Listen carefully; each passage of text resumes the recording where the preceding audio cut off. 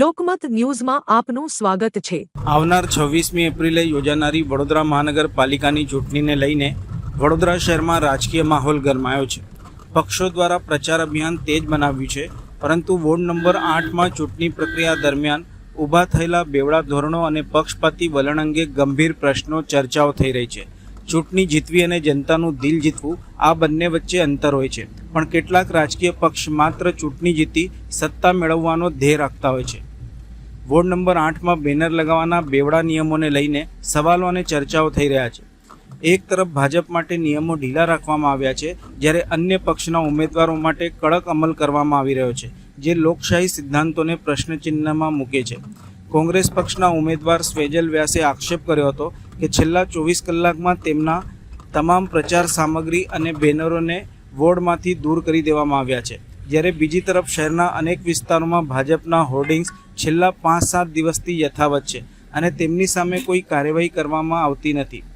આ સ્થિતિ શું માત્ર અન્ય પક્ષોને દબાવવા માટે સર્જાઈ છે, એવા સવાલ જનતા વચ્ચે ઉઠી રહ્યા છે।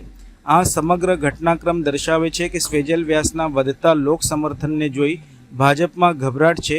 આ ગભરાટના કારણે લોકશાહી મૂલ્યોને અવગણીને દમનકારી નીતિઓ અપનાવવામાં આવી રહી છે, પરંતુ જનતા હવે વધુ સજાગ બની ગઈ છે અને આવા અન્યાય સામે મૌન રહેવા તૈયાર નથી। દમનથી અવાજ દબાવી શકાય, પરંતુ જનમતને નહીં। આ સંદેશ સાથે વોર્ડ નંબર 8ની જનતા પરિવર્તન માટે એકજૂટ થતી નજરે પડે છે। આ લડત હવે માત્ર રાજકીય રહી નથી, પરંતુ જનહિત અને ન્યાય માટેનું જન આંદોલન બની રહી છે। કોંગ્રેસ કે ઇતર પક્ષ દ્વારા ચૂંટણી આયોગ અને સંબંધિત સત્તાધીશો પાસે તાત્કાલિક હસ્તક્ષેપની માંગ કરવામાં આવી છે। તમામ ઉમેદવારો માટે સમાન નિયમો અને પારદર્શક પ્રક્રિયા અમલમાં લાવવામાં આવે, જેથી લોકશાહીનો સાચો આત્મા જળવાઈ રહે એવી જોર। નમસ્કાર વડોદરા। આ જુઓ અજબ ગજબ ભારતીય જનતા પાર્ટીની માયા, મોહ માયા। એ બેનર મારે તો ચાલે, સ્વેજલ વ્યાસ બેનર ના મારવા જોઈએ। એ કરે બધું જ ચાલે, સ્વેજલ વ્યાસ કશું ના કરવો જોઈએ। સ્વેજલ વ્યાસના નામથી આખું વોર્ડ નંબર 8 ખાસ કરીને એક ધારાસભ્ય એવો બોખલાયો છે કે એને ખબર જ નથી પડતી કે એમના લોકો નિયમ તોડે છે કે હું નિયમ તોડું છું। એ લોકોના બેનર લાગે છે એઝ ઇટ ઇઝ લાગેલા છે, પણ મારા બેનર 50 બેનર 24 કલાકમાં ઉતારી દીધા।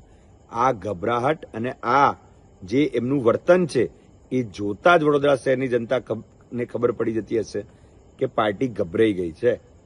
બધી જ રીતેથી બધી જ સામ દામ દંડભેદ બધું કરી ચૂકી છે અને હવે સ્વેજલ વ્યાસના નામથી ડર લાગે છે।